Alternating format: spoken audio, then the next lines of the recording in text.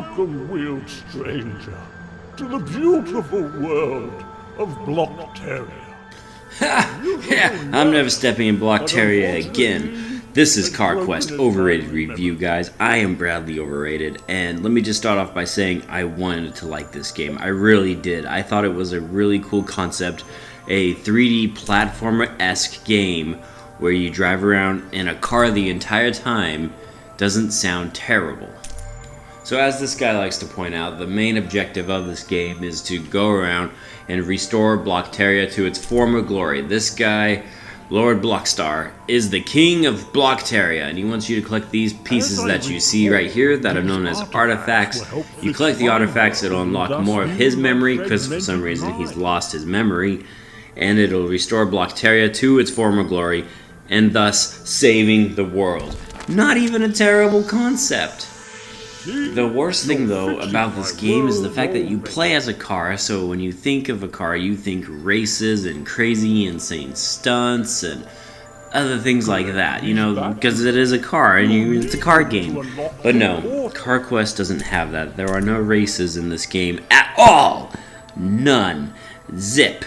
El nada. You don't race on anything. They even give you an option to drift in this game, which gives you a speed boost, you know, like Mario Kart, for example, does that too. But you don't ever have to use the drift until the very, very end of the game. There's only one moment where you have to use the drift, and that's it. The rest of the game I played through, and I never had to use it, and I never did use it because it was stupid to try to use it. Don't include a feature in a game if you don't have to use it, alright? I mean, seriously, there are no races, there are no crazy insane stunts, and you have a drift that's completely pointless. And the worst and most egregious thing about this game is Blockstar himself. He doesn't shut up. He just talks and talks and talks the entire time. And I get it. He's the narrator-esque type of guy. He wants you to know what you have to do and what your goals are. But some of them are so blatantly obvious that I just want to punch him right in his stupid block face. For example, he'll say, "Did you know that this is a ramp and you can go off of it?" I'm not kidding. It's in the game. It's there in the game. Why? Everybody knows that. Everybody knows what a ramp is for. Thank you, Blockstar. Thank you. And I know I'm ripping on this game right now. It's just that this game could have been great. It really could have been. There's the foundation for what is and what could be a really good game. As a matter of fact, let's talk about some of the positives. One of the positives is the world design itself and the puzzles. As you later on progress in the game, you'll come across all sorts of different worlds, actually, through those doors that you can go through. For example, there's an ice world, and there's a desert world, you know, cliched worlds, and they have a forest world. But there's some really cool ones too. There's a hedge maze, for example. A car going through a hedge maze sounds ridiculous, and it is, but it's a lot of fun. And there's also another level where the world itself changes between night and day, and you have to go in between nighttime and daytime to acquire the artifacts. It's pretty dang cool. I really like that.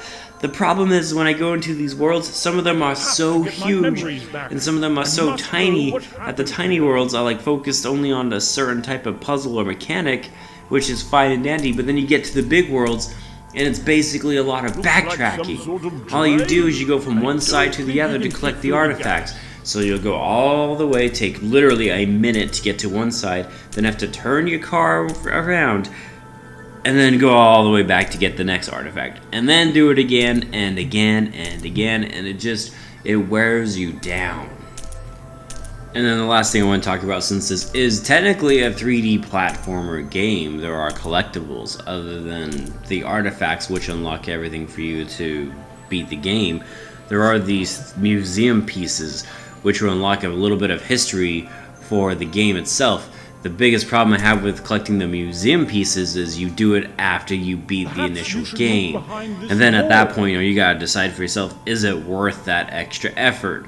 Well, I went through and I collected all of them, and I can safely say now, no. It's not worth that extra effort, and that's it for the collectibles department. Once again, it's something that could have been really cool, but they just failed to execute it. And that's kind of what CarQuest is, if I could sum it up. It just has great concepts that aren't fully utilized, and it's missing some key features. I don't know who the developers are of this game. If you guys, by some miracle of a chance, see my review, next time, make a sequel. I honestly want a sequel to this game because it has so much potential. Give us some races and give us some insane stunts. Don't handhold the entire time with Blockstar. Please just shut him up. Gosh, he's annoying. It drives you nuts. He says the most obvious stuff. It's a puzzle game. Let us figure it out. Give us an option, for example. Let us push a button to call for Blockstar to give us some help or a hint. Sort of be like Navi or someone. Anything is better than this. See, like that. Look, a ramp. It could be fun. I don't need that. I know what a ramp is. Thank you so much. We don't need that. And then also, you know, give us some meaningful collectibles. Give us something else other than artifacts and some stupid museum pieces. Really give us some challenging ones too, where you have to like fly off an edge, bounce off a wall, and land perfectly on a platform. You can do that in this game, and I was really hoping that would be in this game, but there was nothing like that. Which is why, with the heavy heart, and I truly mean heavy heart, that I give CarQuest a D+. Definitely below average. However, I will say this, it's one of those, once again, is this meant for kids? If this is meant for kids, this game is a lot more acceptable, but I am an adult. Also, I want to point out the game is $10. I paid $2 for it. It was on sale on the Nintendo eShop. It's worth $2. It's definitely not worth $10, although I did have to take about 6 hours to finish the game in its entirety.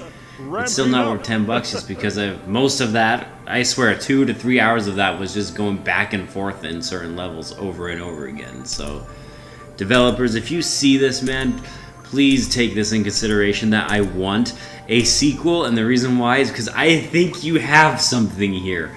This can be a really fun, unique game, but step it up, guys. Give us some races, have some boss fights, go crazy on the puzzles, give us some insane stunts you have to pull off. Make CarQuest great again. I believe in CarQuest. So I'm hoping there's a sequel, but let's face it, it's an indie game, it's probably not going to happen. And that, ladies and gentlemen, wraps up my Overrated review. Thank you so much for watching. I am Bradley Overrated. Be sure to like, comment, subscribe to this channel, and do a backflip on a trampoline, because why not? Alright guys, that's it for me.